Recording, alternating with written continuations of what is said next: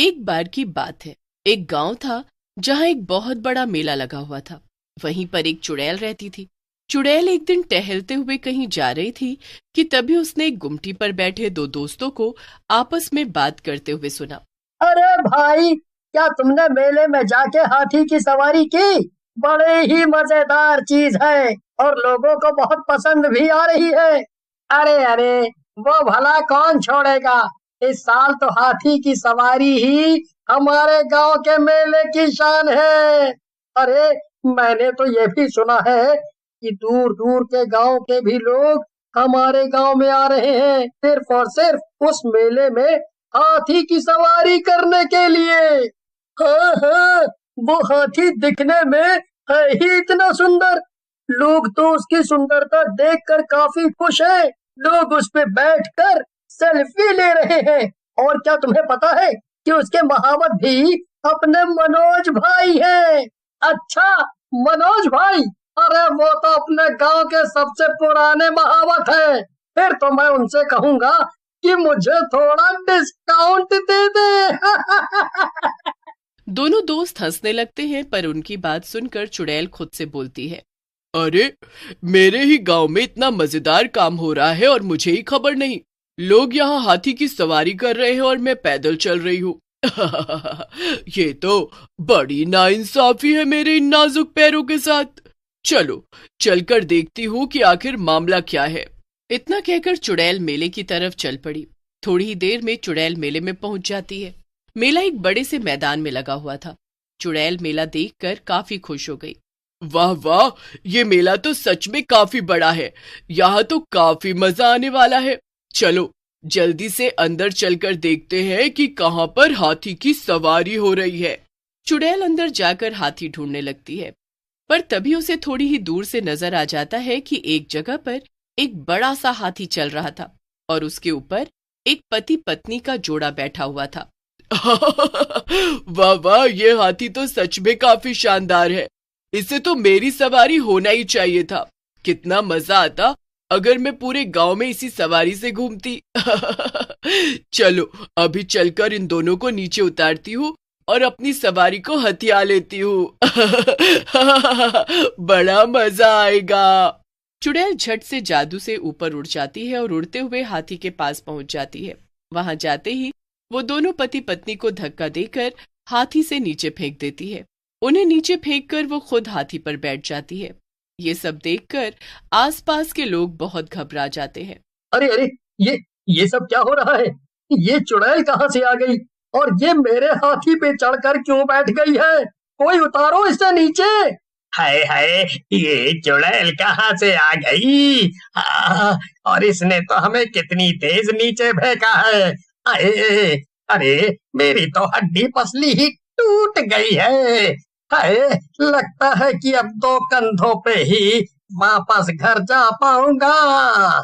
चुड़ैल हाथी के ऊपर बैठी ये सब देख रही थी और मजे ले रही थी। उसे ये सब देखकर बहुत हंसी आ रही थी। वाह वाह, क्या बात है। तुम सब तुच्छ लोग मेरे आगे कुछ भी नहीं हो। मैं इस गांव की चुड़ैल रानी हूँ।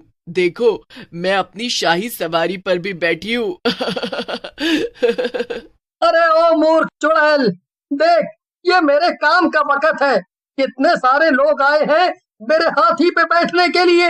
मेरा समय बर्बाद मत कर और जल्दी से नीचे उतारा, वरना मेरा बहुत नुकसान हो जाएगा।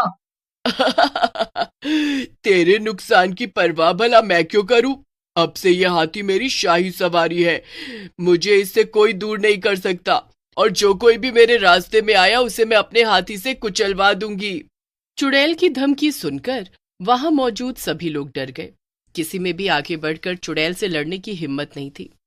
जो लोग भी हाथी की सवारी करने आए हुए थे वो चुपचाप अपने अपने घर लौट गए। सभी ने चुड़ैल के आगे हार मान ली थी, लेकिन महावत जिसका नाम मनोज था उसने अभी हार नहीं मानी थी। ठीक है चुड़ैल, अभी तो मैं जा रहा हूँ, पर देखना, मैं तुझे मेरे हाथी से नीचे उतरवा के ही दम लूंगा। मनोज ने ये सब बोल तो दिया था, पर उसे भी नहीं पता था कि वो आगे क्या करने वाला है। वो जल्दी से कुछ सोचता है और फिर मेले से बाहर जाने लगता है। मनोज सीधा अपने बचपन के दोस्त विनोद के पास जाता है। विनोद भी गांव में ही रहता। अरे मनोज, तुम यहाँ कैसे? बड़े दिनों के बाद आए हो। तुम्हारा तो इस वक्त मेले में अच्छा काम चल रहा है ना? तो तुम्हें यहाँ आने की फुर्सत कैसे मिली? क्या खास काम चल रहा है? अरे काम तो चल रहा था, अब सब बंद है। क्या? मगर ऐसा क्यों? मैंने तो सुना है कि तुम्हारे हाथी की सवारी करने दूर दूर से लोग आ रहे हैं। हाँ, मेरा काम बहुत अच्छा चल रहा था, लेकिन तभी वहां पर एक चुड़ैल आ गई और वो मेरे हाथी पे चढ़कर बैठ गई। कहती है कि मेरा हाथी उसकी शाही सवारी है और जिसने भी उसे हाथी से उतारने की कोशिश की, वो उसे हाथी से कुचलवा देगी। इतनी दूर दूर से लोग आए थे, सिर्फ और सिर्फ मेरे प्यारे हाथी की सवारी करने के लिए। लेकिन इस चुड़ैल ने तो मेरे सब अरमानों पे पानी फेर दिया। अब तो सब कुछ खत्म हो गया है। तुम तो जानते ही हो कि कर्जे के कारण मेरे सभी खेत बिक गए। उम्र भर की कमाई से मैंने एक हाथी खरीदा था कि अब कम से कम उसी से अपने परिवार का पालन करूंगा, लेकिन इस चुड़ैल की वजह से अब मैं रास्ते पे आ जाऊंगा। अरे मेरे भोले भाले दोस्त, लेकिन मैं इस बात से परेशान हूँ कि तू इतनी छोटी सी बात को लेकर इतना परेशान है। तू बचपन से ऐसा ही है। तेरी परेशानी का हल तेरे सामने होता है, लेकिन तू उसे देख नहीं पाता है। देख विनोद, बातें मत बना। जो भी तू कहना चाहता है साफ साफ कह। अरे तेरी समस्या का हल बहुत छोटा सा है।